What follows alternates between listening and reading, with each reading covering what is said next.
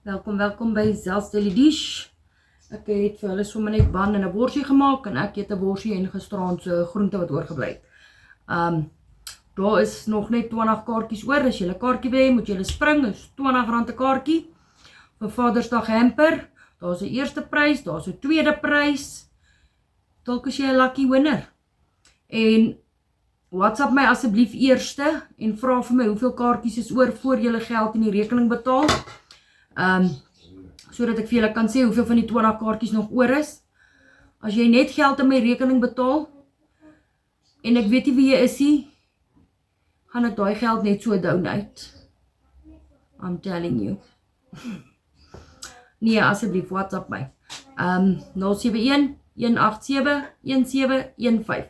WhatsApp my, vra vir my of kaartjies is daaroor. Ek stuur jou nommer vir jou en dan bless ons die kindertjies by die kinderhuis met die geldjies van die Vadersdag kaartjies.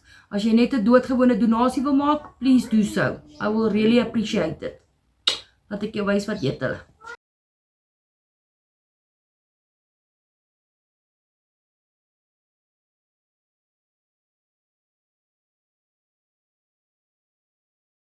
Tomatiesous, worsie, bak. Dit is wat hulle eet op 'n Vrydag aand.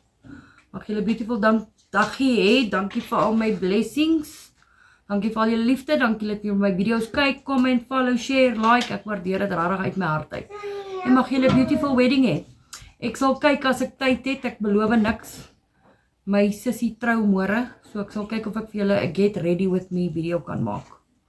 As ek iets in my kas kry wat my pas, wat ek kan aantrek. We shall see. Ek gaan nou my hare blaas en bietjie straightener.